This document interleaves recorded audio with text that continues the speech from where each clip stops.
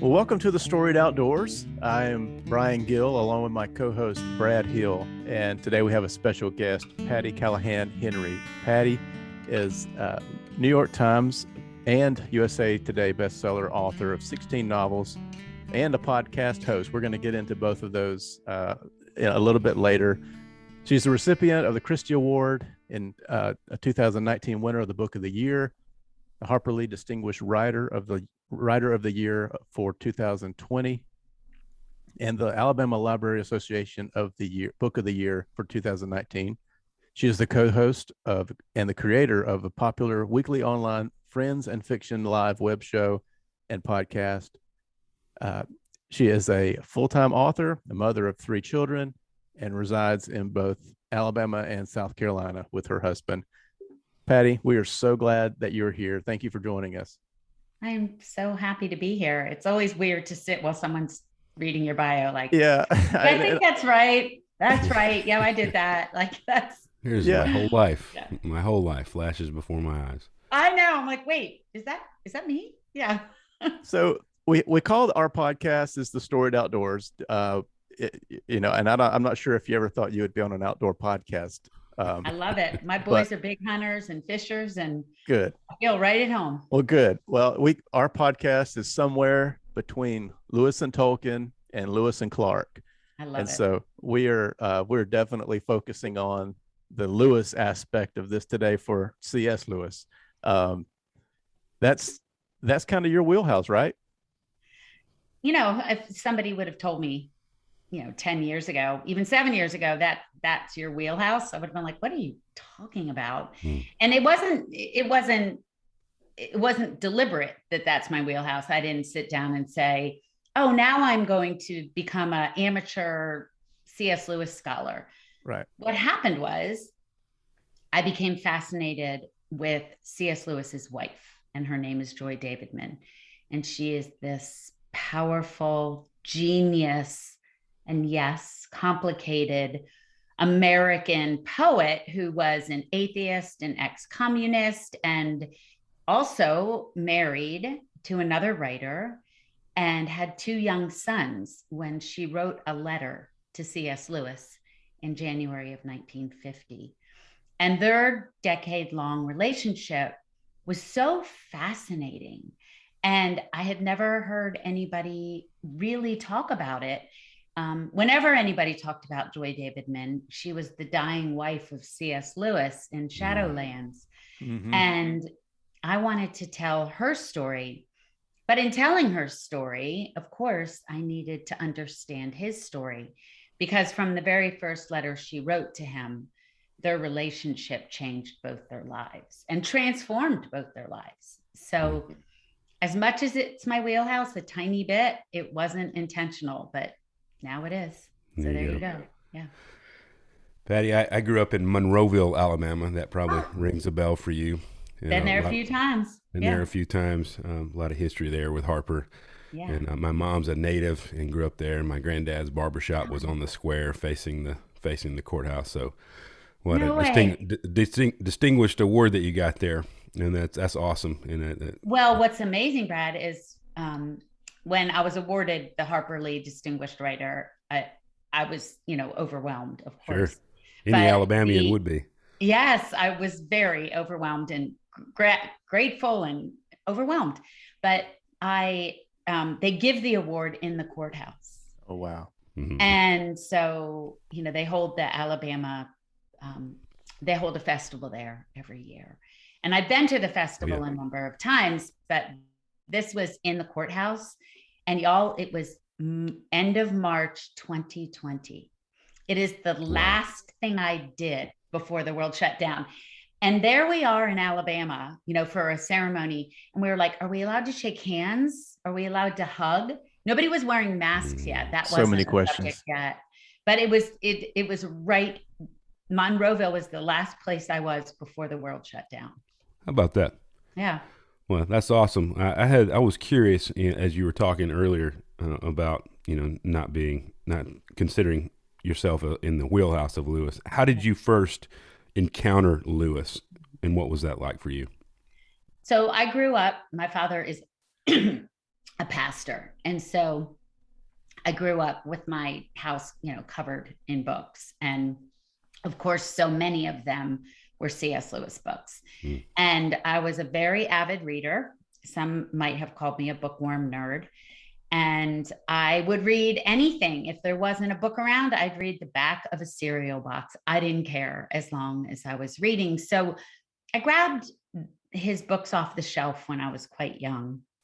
I think I read the Screwtape Letters when I was probably 11 or 12, which is way too young to read the Screwtape Letters. I'm sure you had a lot of questions after that. I was like a little terrified of the devil, no which was probably a good thing because I was terrified for a long time. So I was a good girl. But and then after the Screwtape Letters, I fell through the wardrobe door of Narnia. And I've read him all my life, fiction and nonfiction. But I always approached his work as a reader.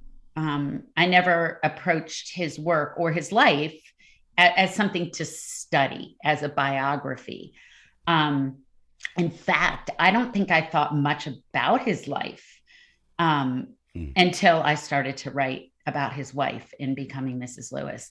I thought much more about his work or his mind or his fiction, whether it's his science fiction trilogy or Screwtape Letters, or one of my favorites was Pilgrim's Regress, which is kind of a takeoff of Pilgrim's Progress. And then he has a book called Till We Have Faces, which is a retelling of the Cupid and Psyche myth. And I'm a mythology. I took Latin in high school, so I love mythology. And so I'd read that. But I always thought about his work without thinking a lot about his life. Where he was born, Belfast, Ireland, where he taught, Oxford, England, that he was in the war. Like, these things weren't part of my thoughts when I was reading him as a reader. Those things weren't of interest to me until about the last 10 years. Well, we've referenced it a couple of times with Becoming Mrs. Lewis. I'm knee deep into this one right now. I'm holding up a copy of Once Upon a Wardrobe, and oh my goodness, I mean, what a story so far. I mean, and I'm not finished with it yet, so I'm not going to say any spoilers, but I'm hooked. Every end of the chapter, you have this little bitty cliffhanger, and it's just like, oh, I got to get to the next chapter. And so I'm a slow reader, but I'm hooked, and I'm bracing myself for the ending. I don't know what's coming, but it's also the anticipation is there. Can you tell us a little bit about? We know that Becoming Mrs. Lewis came first. Yeah. Where did Once Upon a Wardrobe come from? So did it come out of that? Yes. They it is a direct outgrowth of Becoming Mrs. Lewis, although it's not a sequel or a prequel. But Once Upon a Wardrobe, for those of you who might be listening or watching who don't know, is the story. It is set in the year 1950. And 1950, the winter of 1950, is when The Lion, the Witch, and the Wardrobe was released. So this is a story of an 8-year-old boy who lives in a little stone cottage with his mom and his dad. And he has an older sister named Megs who goes to Oxford University. And this little boy becomes enchanted, enthralled, and obsessed with The Lion, the Witch, and the Wardrobe. And he asks his sister, who attends Oxford University, and she is a math and physics major. So this whole story thing is just like, oh, so nice, George. Good for you. And yet he asks her to track down the author who teaches at her university and ask him, where did Narnia come from? So very much Once Upon a Wardrobe is a story about the origins of story. Wow. You don't have to be an expert in Narnia, or because I'm not, or even have read The Lion, the Witch, and the Wardrobe. It's very much about how an author's life can work its way into a story. And yet there are these large swaths of story source that are completely ineffable, completely mysterious, and completely mystical. And so Brian, the way it grew out of Becoming Mrs. Lewis is that when I was writing that book, I could see all these little pieces of Lewis's life that I noticed in The Lion, the Witch, and the Wardrobe. And I'm not talking about the whole series. And that's why the book is set in 1950, because in 1950, The Lion, the Witch, and the Wardrobe was the only book out about Narnia. Lewis never meant to write a series. And if he said if he had thought of writing a series, he thought maybe there'd be 3 or 4, but he didn't have these grand plans for a 7-book series when he wrote that first one. And so I wanted to pull in and focus on just that book.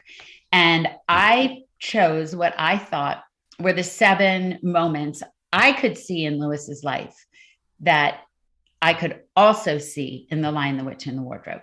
And I wanted to dramatize those and have them change the lives of my 2 characters, Megs and George, in the book. That's good.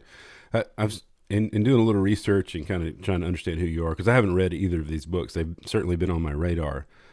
Can you help us understand, for the folks listening, what's historical fiction, right? And what did your research look like going into those projects, both of them, Becoming Mrs. Lewis and Once Upon a Wardrobe? Historical fiction, for me, there's probably some scholastic definition of historical fiction that we can look up and post for your listeners. But for me, historical fiction is fiction based on something that is very true in history. So, for example, in Becoming Mrs. Lewis, it is fiction, meaning that I can dramatize and I can put thoughts in people's heads. You cannot do that in biography or nonfiction. Here we go. Sometimes there's also what they call narrative nonfiction, where they take nonfiction and put it in more of a narrative format. But you have to be really careful there too, because you can't guess what they said or think. If it's nonfiction, you have to have a source. So for me, for example, in Becoming Mrs. Lewis, about 10 years ago, a box was discovered with 45 love sonnets to C.S. Lewis, written by Joy Davidman. I can give her some emotional thoughts and feelings because I'm relying on poetry that she wrote or letters that she wrote. So for me, it has to be accurate enough. I can't make her care about something that isn't documented. So I still have to stay within the bounds of truth. Yeah. And then for me in historical fiction, I never change a timeline. Becoming Mrs. Lewis, I can't have her talking about mere Christianity when he hasn't written it yet. And I have a historical fiction book that came out this year called Surviving Savannah, about an 1838 shipwreck out of Savannah. And I can't change the dates or the biography of the ship, meaning I can change the people because they're imagined, but I can't change the facts of the event. So for me, historical fiction is by staying in these kind of strict boundaries of historical fact and then filling them in with either imaginary people or thoughts based on fact. Other people might have a different idea about how much you can sway from those things, how much you can wiggle away from them. And I always have an author's note that tells you if I did do that, but I don't or haven't so far changed solid hardcore facts or dates or titles or anything like that. I'm just filling it in with what might be an informed imagination, an imagination informed by research. That's good. I just recently finished listening to, I can't believe it's been 20 years since the Band of Brothers series. Oh my gosh. Was released on HBO. Wow. And they did a special edition podcast for each episode. And they talked about, they don't call that historical fiction, but a lot of what you were saying makes me think about the things that they encountered as they were doing that series, obviously based off of Stephen F. Ambrose's book, Band of Brothers. But they were doing this TV show, but the difference for them was they actually had the guys then, right? Yeah. They had the people, Major Dick Winters, who was a primary character in that. They had him as a resource that was putting together this Bible. I mean, that's an incredible what we call a primary resource, right? Absolutely. And and luckily for me, especially with Joy and Jack, Joy and C.S. Lewis, his nickname was Jack. they both wrote so much. There are a lot of primary resources, meaning letters they wrote, essays they wrote, books they wrote, poetry they wrote. So there's a huge, more than would fit in my whole house library of things they both have written and said. So that to have one of them alive I probably wouldn't have written it if they were alive. So yeah, that's interesting. So you grew up in Philadelphia and South Florida, two vastly different places. You're telling me. How has place, maybe those places, but place in general, really, really impacted your writing? Maybe even as it relates to surviving Savannah and your storytelling. How has place impacted your writing? Oh, wow. That's a great question. I have a line in one of my novels that says, landscape is memory and memory is landscape, right? Because there's this phenomenon that happens when you visit a place where you grew up, or where you visit a place where something meaningful happened. And I don't know if y'all have had this experience, but you go to visit or step onto that place, whether it's Mobile or where you are right now, or Fort Payne where you are right now, and you step on and just being in the landscape, these memories rush up, right? Certainly. Because you're in the place where the memory happened. And I don't have that as much as somebody who stayed within, 100-mile radius of where they grew up. So I grew up in outside of Philadelphia in these mainline areas called Narberth and Ardmore, where my dad was a pastor. And then we moved to Lighthouse Point, Florida, and then Coral Springs, Florida. And then I went to school at Auburn. And then I moved to Atlanta, and now I live in Birmingham. But the one constant in all of that was starting about college was South Carolina. And we have a place down there you had mentioned earlier in my biography. But each one of those places, the setting in many ways determined my experience. And so I don't want it to be any different in my books. And I know we often talk about setting as a character. But for me, it is so much more than a character. Setting is the petri dish from which the story grows. So if I'm writing a story, I want the setting to be so important that if I pull that story out of that setting or that petri dish or that soil, it is not the same story. The setting cannot be generic. It has to have as much an impact on the growth of the story as the soil would for a certain kind of plant or bush or tree or whatever. And so for me, I love this South Carolina and I love the South. And what happened was when I went to Auburn University, I like I said, I went to high school in Fort Lauderdale, and we know that's in the South, but we also know that's not Southern. And so when I went there and I found Pat Conroy, Ann Rivers Siddons, Harper Lee, but when I found these authors and started reading their work, I had this deep rooted sense of home that I had not felt since I moved when I was 12 years old, which is kind of a traumatic time to move as it is. Yeah. Not that I'm trying to make my family feel my parents feel guilty or anything, but it was traumatic.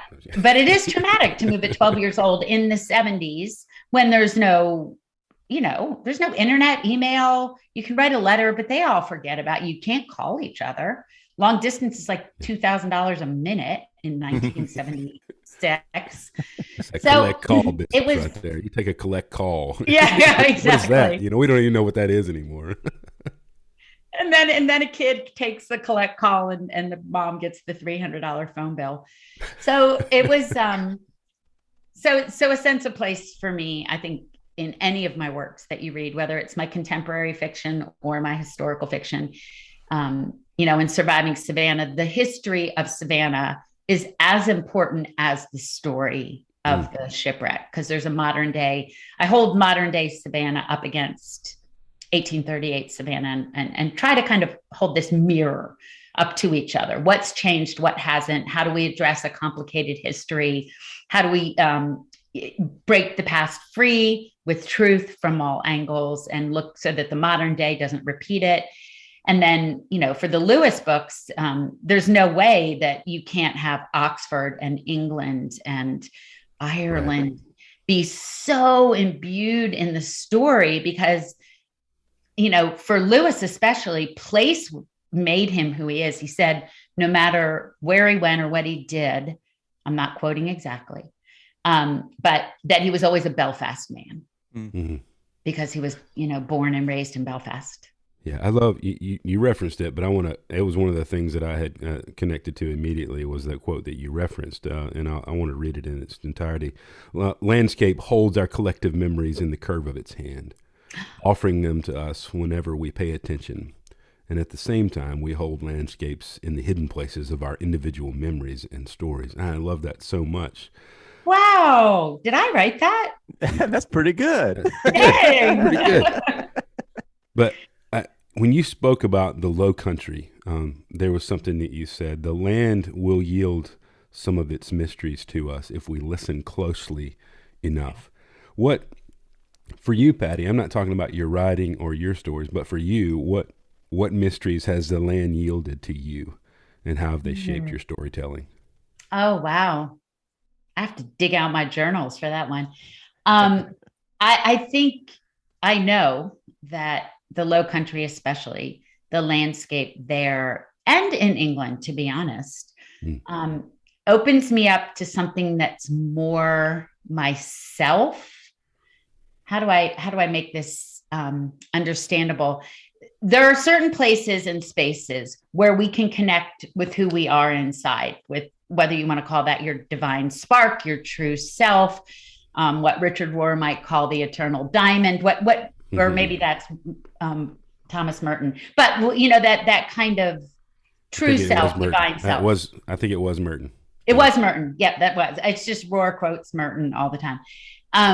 So I think that whatever that is that you want to call it, whatever you want to call it, there are certain landscapes where that's more possible, where we can, if we sit quietly and listen, who we really are is revealed to ourselves, when we can drown out, or at least try, the noise and the fuss and the chaos and the definitions of everybody else that they have for us, or the definitions that society has for us, or the expectations that everyone has of us.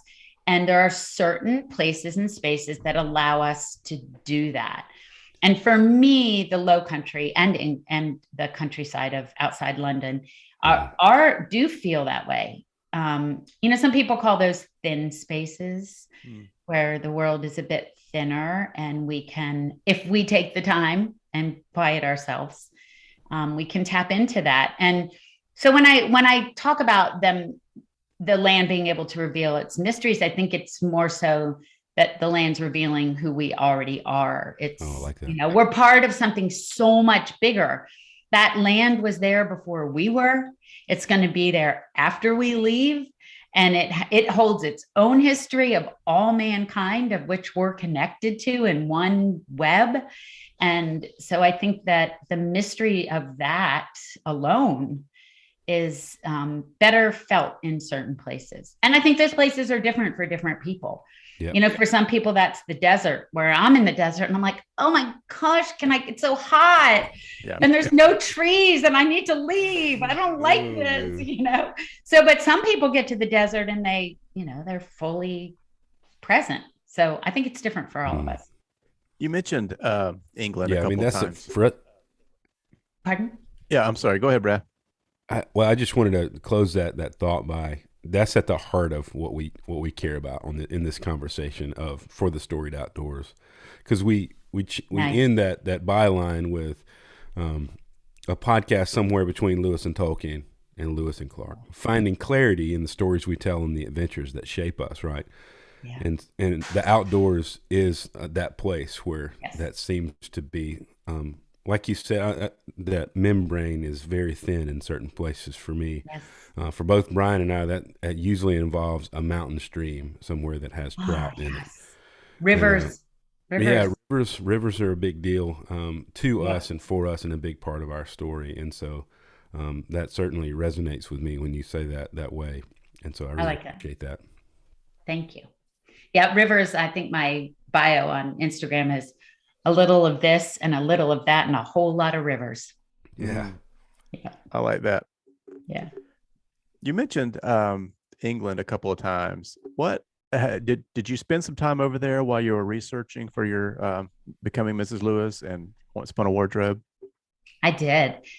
Not Once Upon a Wardrobe, because I started writing it during the pandemic, and they shut me out of England. Oh, they wouldn't let you back. Bars, and they wouldn't let me come in.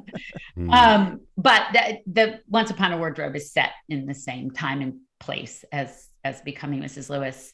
Yes, when I was writing that first novel, I tried to get most of the book finished before I went so that I wouldn't waste my time.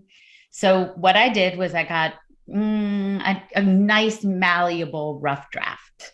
And I had been to London before, but I had never been to Oxford or the countryside.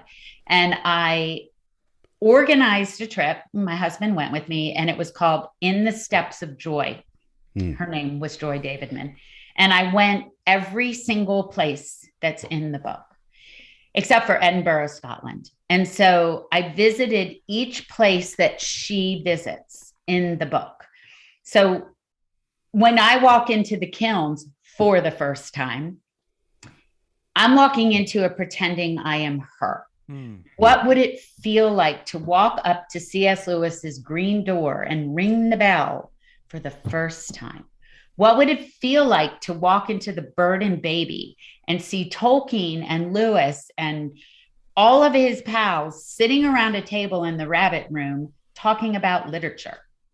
And so I was able to, during that trip, then I went back and did the trip as me. But the first time I did it as her. What would it feel like? And lucky for us, the Oxford and London have not really changed that much since the year of 1953 when she went for the first time. I mean, of course, there's modern things they didn't have, but meaning the buildings and the feeling and the architecture.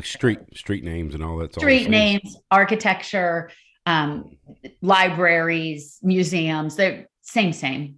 The cars were different and the cabs were different and telephones were different. But on the whole, I was able to block that out and just immerse myself in what it would have felt like then and make sure. That one of the highest compliments I love is when somebody says, I felt like I was in Oxford. Somebody who is familiar with Oxford says, I felt like I was back. Well, you can't really get that experience without being there and smelling the smells, seeing the sights. Yep.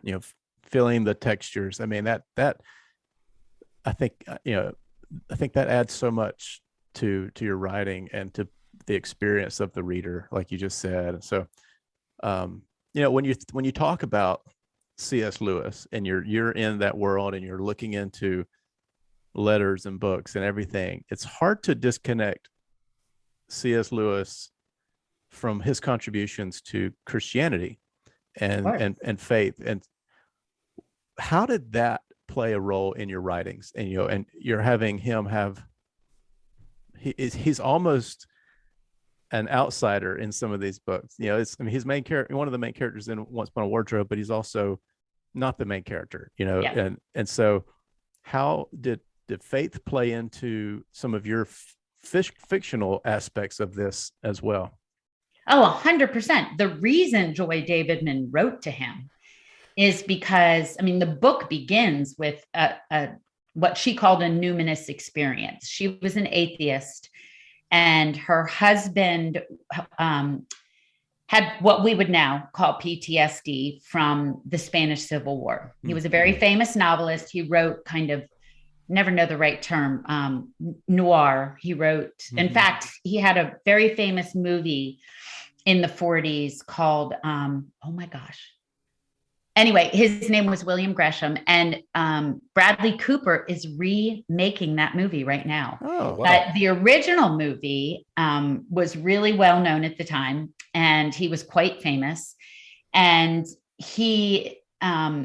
but he had terrible PTSD, and he would often threaten suicide. And so one night he called Joy. They had 2 young sons. I think they were 2 and 3 years old. And he said, I'm not coming home tonight. I can't take it anymore. I'm taking my life. And Joy found herself on her knees. And she said for 30 seconds, there was someone or something that filled that room. And she knew she was loved, and she forgave people. And she had what she describes as a numinous experience. She doesn't use the word Christian or spiritual. This thing burst open where she understood there was something more. And she wrote an essay about it called, in a collection of books about people who had conversion experience. Hers was called The Longest Way Around. And it was about how she took this long way around to faith. And when that experience happened to her, she wanted to figure out what it was. So she spent a lot of time, because she was a Mensa genius, and she spent a lot of time researching all the world religions and her history. She was a first generation. Her parents were immigrants, Russian and Middle Eastern. And so she was of Jewish heritage. So she researched her Jewish heritage, Buddhism, Scientology, Christianity, and she read Lewis's work. And at this time, Lewis was famous, but not crazy famous.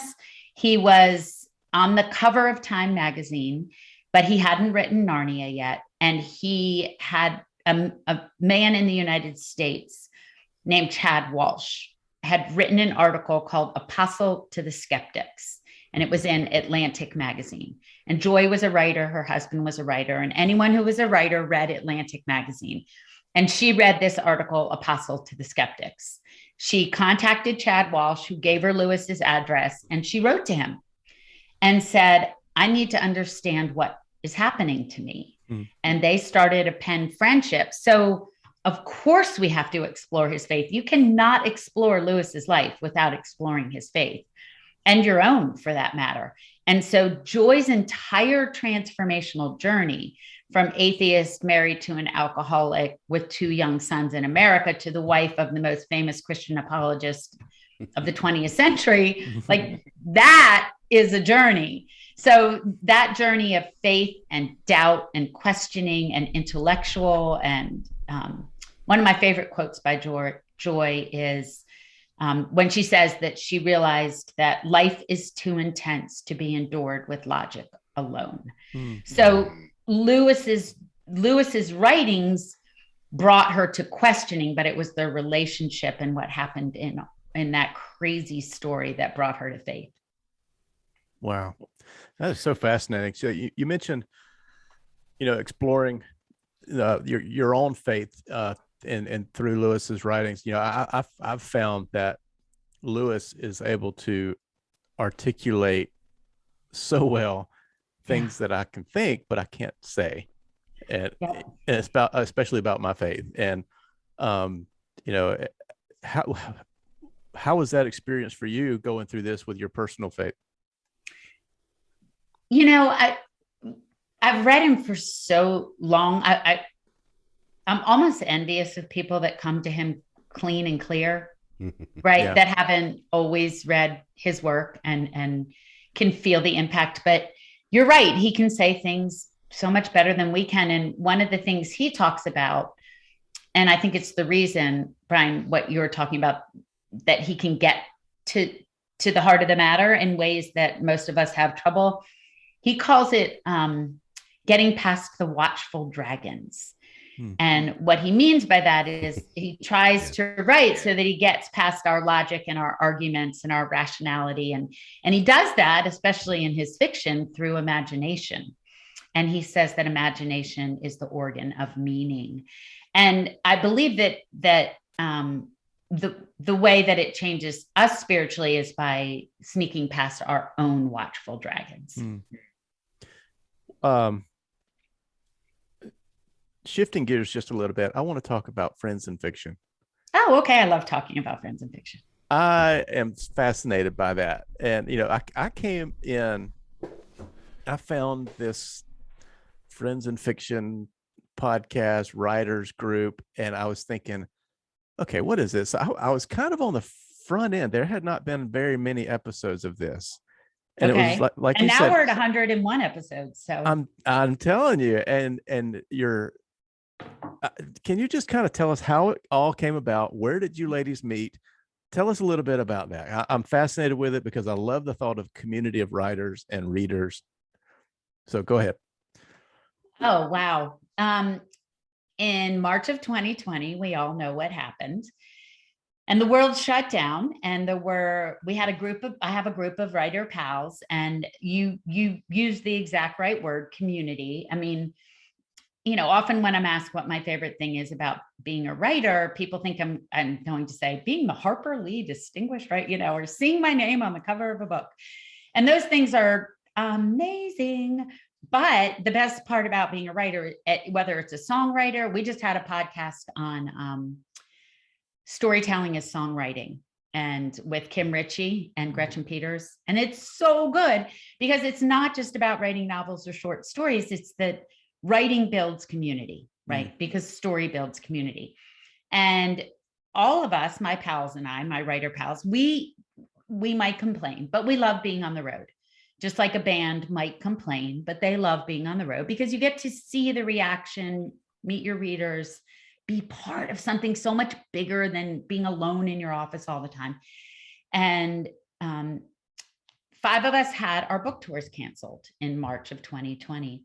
And our dear friend, Mary Kay Andrews, who is as funny in real life as she is on the show, funnier. She cracks me up all the time. Her wit. I mean, she's old Irish wit, man. She's, I think, second generation Irish. She is on it. She keeps us on our toes, and she's amazing. And she and I have been friends for years and years, probably 20 years. We knew each other in Atlanta.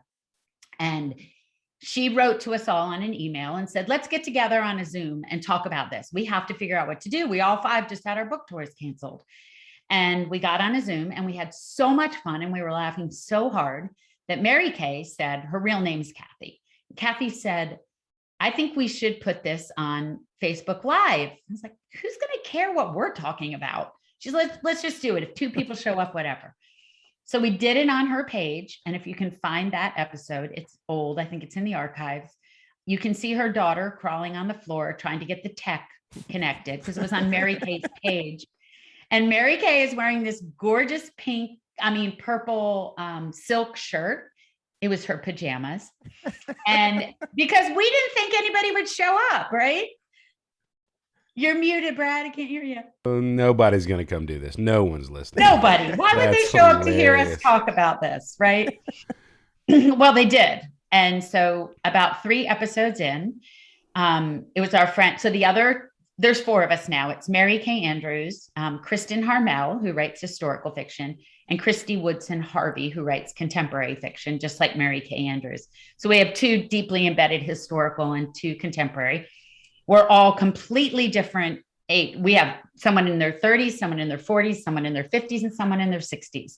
So we have this wide variety of genre plus wide variety of experiences, and yet we are deeply bonded, dear friends. So it was Kristen Harmel who said, let's get our own page and we'll probably do this for a couple weeks till the world opens up. Yeah. So we started a page. To flatten the curve. Yeah, maybe 6 or 7 weeks.